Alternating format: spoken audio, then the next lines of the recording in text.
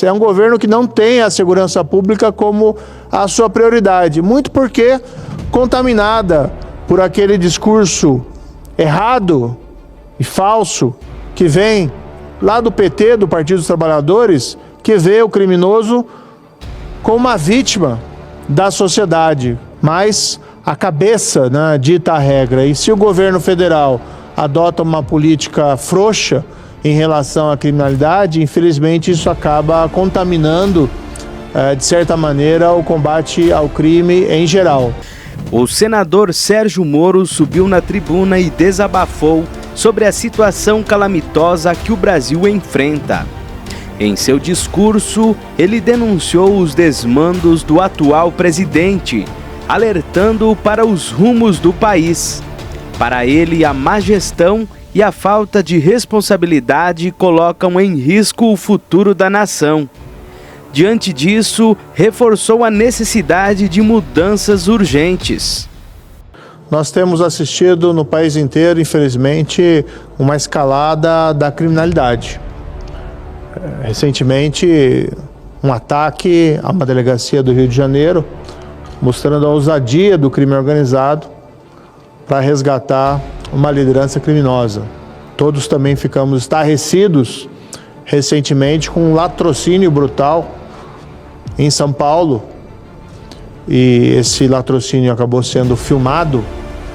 Isso gerou um impacto ainda muito maior do que a própria trágica perda da vida daquela vítima, mas demonstrando também aquelas palavras, né, a banalidade do mal, né, matar alguém para furtar um celular é um ato cruel, um ato bárbaro. Semana passada, em Cascavel, Paraná, meu estado, que nós imaginávamos também mais protegido dessa escalada da criminalidade no país, foi revelado que isso não é verdadeiro. Em Cascavel, no dia 25, o jovem Luiz Lourenço, da cidade de Capanema, que fazia ali o seu exercício nas ruas da cidade, correndo pela cidade, foi perseguido por uma pessoa, ainda por razões desconhecidas, que o assassinou a golpes de uma barra de concreto. Um assassinato igualmente bárbaro, que acabou sendo filmado e deixando toda a cidade de Cascavel assustada com o nível de violência que estamos chegando. No Paraná, ano passado, foram 1.554 assassinatos, menos, é certo, do que no ano anterior, então é positivo que o número seja decrescente, mas ainda um número bastante elevado, à semelhança do que acontece no restante dos países. Vários estados com números piores, aqui o recordista acaba sendo o estado da Bahia, mas mesmo os estados com índices menores, eles ainda são bastante altos. Nós não conseguimos ainda acabar com o latrocínio no Brasil, nós não conseguimos acabar com essas taxas elevadíssimas de assassinatos se nós não conseguimos frear o crime organizado que tem se mostrado cada vez mais ousado. Eu atribuo a essa escalada da criminalidade a falta de uma política de segurança pública do governo federal. É claro que a segurança pública é responsabilidade também dos estados e dos municípios, mas a cabeça, né, dita a regra. E se o governo federal adota uma política frouxa em relação à criminalidade, infelizmente isso acaba contaminando, de certa maneira, o combate ao crime em geral. Nós não tivemos um projeto de lei de segurança pública encaminhado pelo governo federal até o dia de hoje. Já são 2 anos, mais de 2 anos desse governo. Há notícia, que vemos mais pela imprensa, de que será encaminhada uma PEC da segurança, mas ela de fato ainda não foi encaminhada ao Congresso. E tendo ciência do teor dessa PEC de segurança, nós temos que ser realistas, ela não resolve nada. Não se combate o crime com mudanças na Constituição, abstratas, ainda que bem motivadas. Veja, a notícia que eu tenho da PEC é que ela trata do Fundo Nacional de Segurança Pública mas não prevê nenhuma fonte de receita. O que adianta botar na Constituição uma fonte, um fundo para a segurança pública e ao mesmo tempo não apontar nenhuma receita? O governo federal cortou o orçamento desse ano na área da segurança pública em 500 milhões de reais. É um governo que não tem a segurança pública como a sua prioridade, muito porque contaminada por aquele discurso errado e falso que vem lá do PT, do Partido dos Trabalhadores, que vê o criminoso como uma vítima da sociedade, como se ele não tivesse uma responsabilidade pelos seus atos, como se a prática ou não de um crime não fosse uma escolha que é feita pelas pessoas. Nós precisamos sim ter políticas sociais para combater, por exemplo, a pobreza, para combater a desigualdade, mas nós precisamos ter igualmente uma política de segurança pública para proteger o cidadão brasileiro, para proteger as famílias brasileiras, para proteger a sociedade. Uma alternativa não exclui a outra. E o que nós precisamos nesse cenário? Precisamos de penas rigorosas, precisamos de penas elevadas e precisamos de certeza da punição. Uma punição que envolve uma celeridade maior no nosso sistema de justiça. Precisamos, entre outras medidas, já fizemos isso, aprovamos ano passado, eu fui relator dessa matéria, aprovamos uma lei que diminui as solturas nas audiências de custódia. Hoje, quem é preso em flagrante é levado perante o juiz e o juiz decide sobre a permanência dele ou não em liberdade.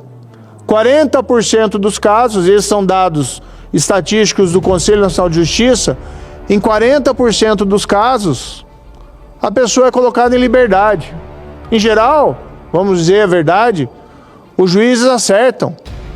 Mas, dentro desses 40%, tem a sua parcela de presos perigosos, de presos que cometeram crimes graves e foram pegos em flagrante, até mesmo estupros.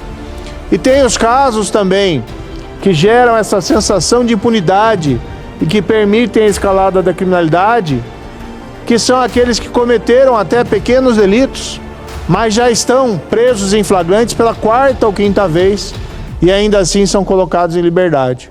Pessoas com registros criminais que voltam depois a delinquir porque não encontraram na lei ou no sistema de justiça uma barreira suficiente. Esse é o caso, por exemplo, dos algozes, do ciclista em São Paulo. Todos eles tinham antecedentes e condenações criminais. Ficaram pouco tempo presos, não foi suficiente o remédio para dissuadi-los dessa vida de crime.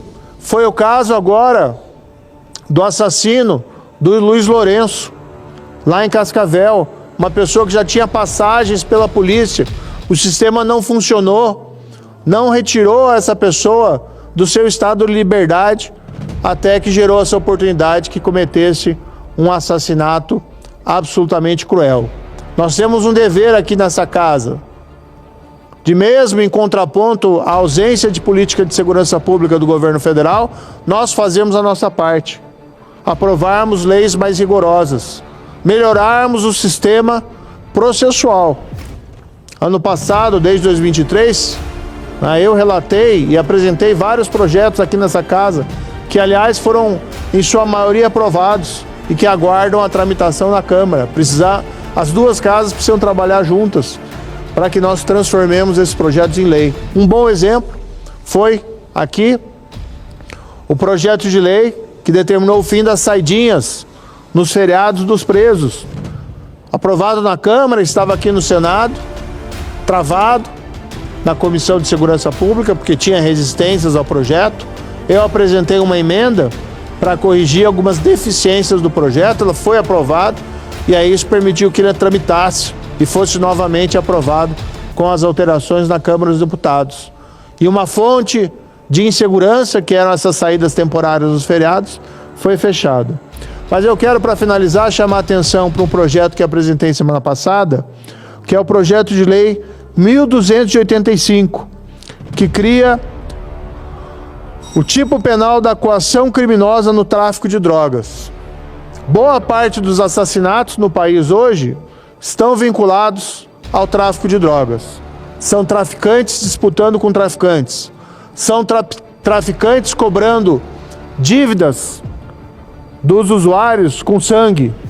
São traficantes praticando atentados contra agentes da lei ou contra testemunhas dos seus crimes ou pessoas que de alguma forma se opõem ao seu plano criminoso. Mas esses assassinatos, nos dias de hoje, quando praticados, são levados ao tribunal do júri. E aí se exige do júri uma tarefa que é muito complicada, que é muito perigosa para ele.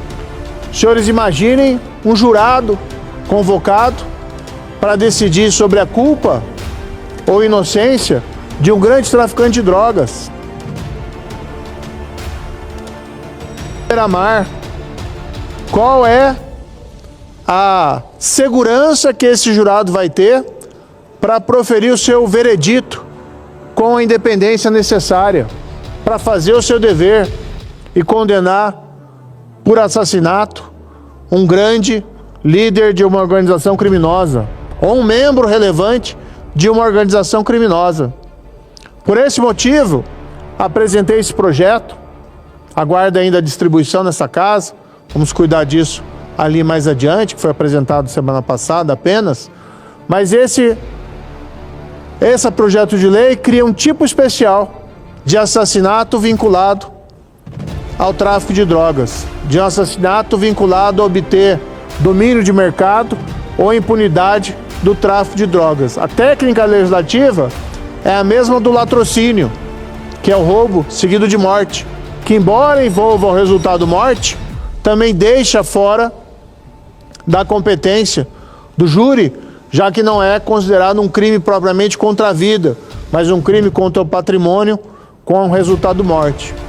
Então o objetivo desse tipo de penal, além de trazer um tratamento extremamente rigoroso, a pena que nós propomos aqui é de 20 a 30 anos de prisão, a mesma que o do latrocínio, mas também permitir que esses casos sejam julgados por juízes profissionais.